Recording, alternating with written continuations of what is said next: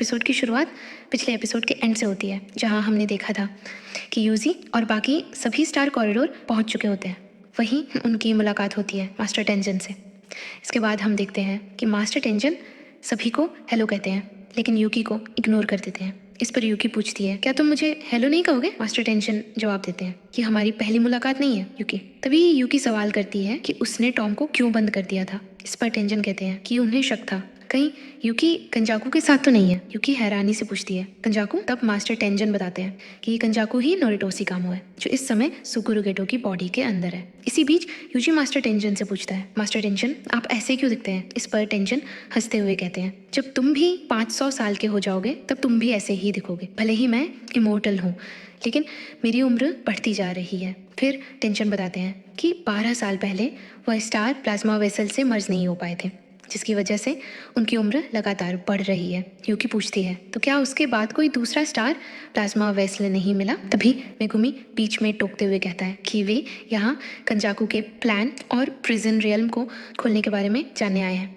ये सुनकर master tension कहते हैं, मैं तुम्हें सब कुछ बताऊंगा, लेकिन उससे पहले मेरी एक शर्त है।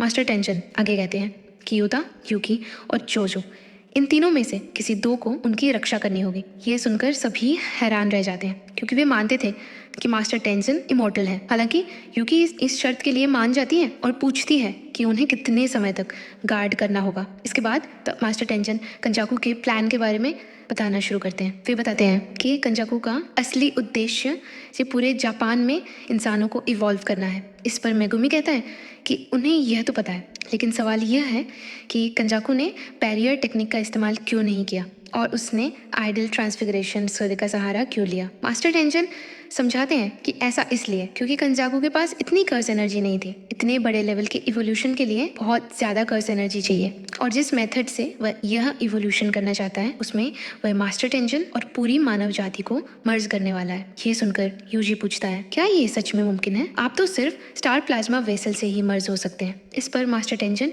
जवाब देते हैं, पहले ऐसा ही था, लेकिन 12 साल पहले मर्ज न हो पाने की वजह से अब मैं एक ऐसी फॉर्म में पहुंच चुका हूँ जहाँ मैं किसी से भी मर्ज हो सकता हूँ। तभी जोजो पूछता है, लेकिन आप तो सिर्फ एक हैं, फिर आप अलग अलग लोगों से मर्ज कैसे कर सकते हैं? इस पर मास्टर टेंशन जवाब देते हैं, क्योंकि इस वक्त मैं इतना ज़्यादा इवॉल्व हो चुका हूँ कि अब मैं सिर्फ एक इंसान नहीं रहा, अब मैं ही पूरी दुनिया हूँ और मेरी सोल हर जगह मौजूद है। वे आगे बताते हैं कि जो भी इंसान उनसे मर्ज होगा वह एक साधारण सुसरर से कहीं ज़्यादा ताकतवर बन जाएगा, या फिर यूं कहें कि वह एक बिल्कुल नया ही जीव होगा। इसके बाद हमें पता चलता है कि मास्टर टेंशन बैरियर मैजिक को पूरी तरह कंट्रोल करते हैं। इसी की मदद से वे अपने इस फॉर्म को मेंटेन कर पा रहे हैं और खुद को कंट्रोल में रखे हुए हैं। लेकिन अगर कोई इंसान इवॉल्व होकर कंट्रोल से बाहर चला गया तो पूरी दुनिया तबाह हो सकती है। टोक्यो में जो हुआ वही हाल पूरे वर्ल्ड का भी हो सकता है।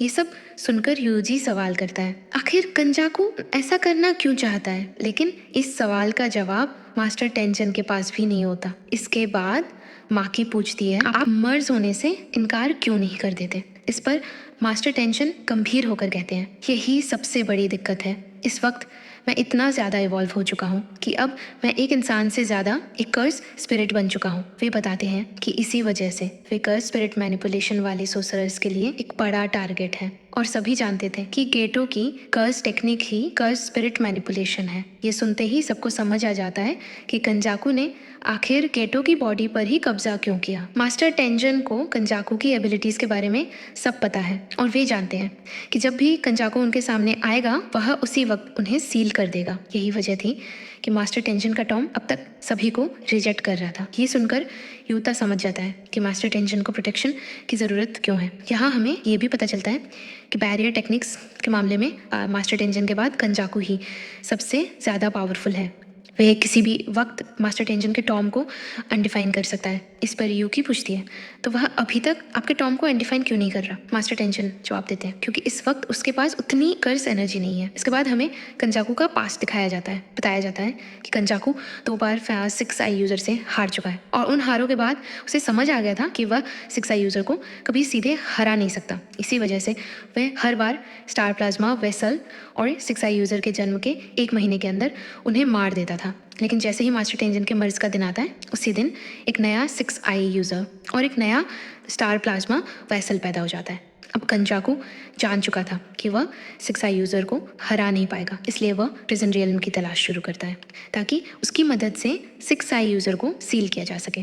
कंचाकू ये भी जानता था कि एक ही समय पर 2 6i यूज़र एग्जिस्ट नहीं कर सकते, लेकिन प्रिजन रियल्म मिलने से पहले ही एक ऐसे इंसान की एंट्री होती है जो पूरी कहानी को बदल देता है, और वह था Toji Zenin. Toji Zenin star plasma vessel को मार देता है, जिसकी वजह से टेंजन का मर्ज रुक जाता है और वहीं से उसकी इवोल्यूशन शुरू हो जाती है। इसके बाद एक और सोसरर सामने आता है जिसके पास कर्स स्पिरिट मैनिपुलेशन की टेक्निक होती है, और वह था सुगुरु गेटो। धीरे धीरे कंचाकू की सारी प्लानिंग सही दिशा में बढ़ने लगती है। उसके पास बस एक ही चीज़ की कमी थी, प्रिजन रियल्म, लेकिन 6 साल बाद वह भी उसे मिल जाता है। ये सब सुनकर मेगुमी सवाल करता है, लेकिन आखिर कंचाकू ने कलिंग गेम क्यों शुरू किया? इस पर मास्टर टेंशन बताते हैं कि कलिंग गेम का असली मकसद कर्स एनर्जी को इकट्ठा करना है। जब कलिंग गेम में सोसरर्स एक दूसरे से लड़ेंगे तो उनकी लड़ाइयों से भारी मात्रा में कर्स एनर्जी निकलेगी, और उसी कर्स एनर्जी का इस्तेमाल कंचाकू मर्जिंग के लिए करेगा। मास्टर टेंजन ये भी साफ कर देते हैं कि कलिंग गेम का मास्टर खुद कंचाकू नहीं है। इसका मतलब यह है कि अगर कंचाकू को मार भी दिया जाए तब भी कलिंग गेम खत्म नहीं होगा। ये गेम तब तक चलता रहेगा जब तक सभी प्लेयर्स या तो एक दूसरे को मार नहीं देते या फिर पार्टिसिपेशन से इनकार नहीं कर देते, जो कि सीधे मौत के बराबर है। ये सुनकर यूता कहता है, इसका मतलब हमें भी कलिंग गेम में हिस्सा लेना होगा और ऐसे रूल्स ऐड करने होंगे जिनकी मदद से मेगुमी की बहन और बाकी अनविलिंग प्लेयर्स को बाहर निकाला जा सके। मेगुमी भी आगे कहता है कि उन्हें गोजो सेंसेई को आज़ाद कराना होगा, क्योंकि वह अकेले ही इन सारी समस्याओं को सुलझा सकते हैं। इसके बाद यूजी मास्टर टेंजन से कहता है कि पहले यह तय किया जाए कि यहाँ रुकने वाला कौन है। तभी यूकी और चोजो आगे आकर कहते हैं, हम दोनों यहाँ रुकेंगे।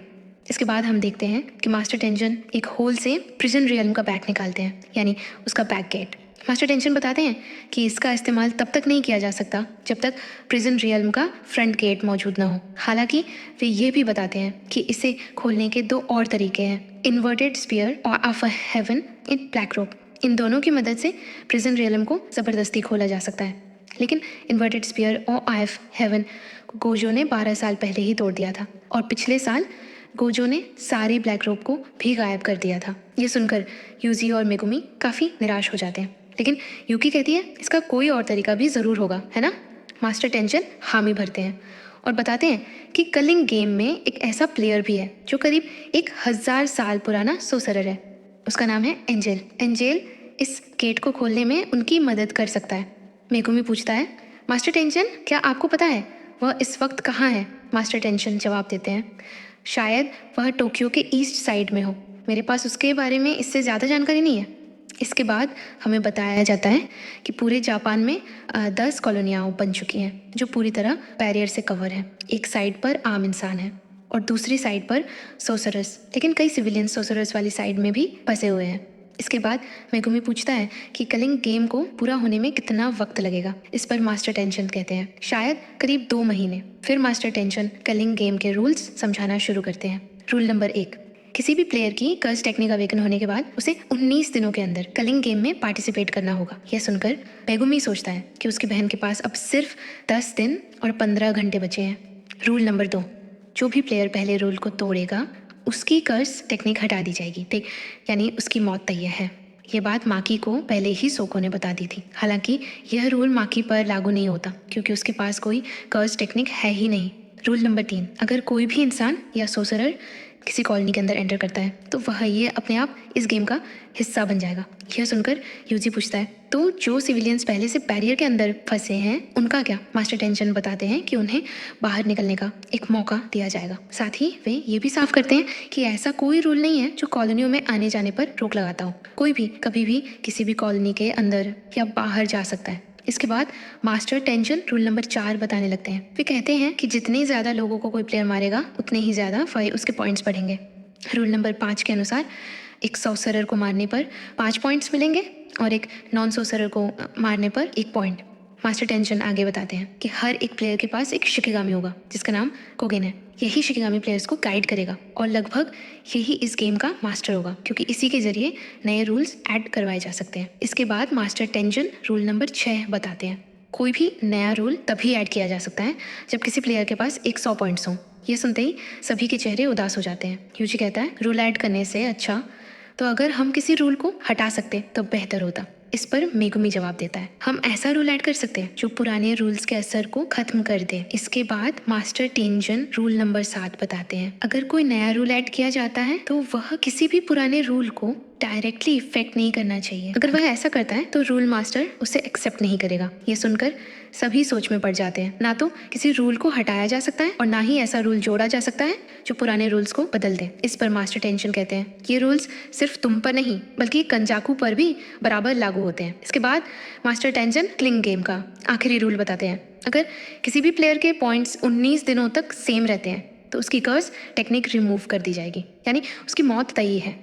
ये सुनकर यूजी धीरे से कहता है मतलब मुझे लोगों को फिर मारना पड़ेगा। इसके बाद सभी अपने अपने रोल्स डिसाइड कर लेते हैं। यूकी और चोजो मास्टर टेंशन की रक्षा के लिए वहीं रुक जाते हैं। माकी फैसला करती है कि वह जेनिन क्लैन जाकर कर्स टूल्स इकट्ठा करेगी। यूजी पूछता है लेकिन जेनिन क्लैन का लीडर तो मेगुमी था ना। इस पर मेगुमी कहता है इसके बारे में मैं बाद में बताऊंगा। यूटा भी फैसला करता है कि वह कलिंग गेम में पार्टिसिपेट करेगा ताकि ज़्यादा से ज़्यादा इन्फॉर्मेशन इकट्ठा की जा सके। वह कहता है कि सभी लोग अलग अलग कॉलोनियों में रहेंगे ताकि गलती से भी उन्हें एक दूसरे से लड़ना न पड़े। लेकिन यही बात यूजी और यूटा दोनों को चिंता में डाल देती है क्योंकि यूजी पहले ही कह चुका था कि अगर वह सुकुना में बदल जाए तो यूटा उसे मार देगा। अब अगर यूटा यूजी से दूर रहेगा और यूजी सुकुना बन गया तो उसे रोकने वाला कोई नहीं होगा। उन्हें ये डर भी सताता है कि अगर उस वक्त मेगुमी यूजी के साथ हुआ तो सुकुना उसे नुकसान पहुंचा सकता है। मेगुमी उनकी चिंता समझ जाता है और दोनों से कहता है इसके बारे में मत सोचो, सब कुछ ठीक होगा। इसके बाद माकी यूजी और मेगुमी को हकारी के पास जाने के लिए कहती है जो कि जुजुत्सु हाई का 3rd ईयर स्टूडेंट था और जिसे सस्पेंड कर दिया गया था। माकी कहती है हमें जितने ज़्यादा हो सके उतने लोगों को अपनी टीम में लाना होगा। यूजी पूछता है क्या वो टफ है? यूटा जवाब देता है वो मुझसे भी ज़्यादा स्ट्रांग है। इसके बाद यूजी, मेगुमी, माकी और यूटा वहाँ से निकल जाते हैं। जाते जाते यूजी चोजो को थैंक्स कहता है। चोजो जवाब देता है मन्ना मत, और ये कहते कहते वो रोने लग जाता है। इसके बाद हमें एक कॉमेडियन दिखाया जाता है जो एक छोटा सा शो कर रहा होता है लेकिन उसे देखने बहुत कम लोग आए होते हैं। उस कॉमेडियन का नाम होता है तकाबा। तकाबा का बॉस उस पर चिल्लाता है और कहता है तुम्हारे जोक्स पर कोई नहीं हंसता, मैं तुम्हें इस जॉब से निकाल रहा हूँ। तभी वहाँ बैठा एक आदमी तकाबा की तारीफ करता है और कहता है इस दुनिया में सिर्फ 2 तरह के कॉमिक्स डिमांड में होते हैं, एक जो सच में फ़नी होते हैं और दूसरे जो सोचते हैं कि वो फ़नी है। फिर वह ताकाबा से पूछता है तो बताओ तुम किस टाइप के हो। और इसी सवाल के साथ ये एपिसोड यहीं पर ख़त्म हो जाता है।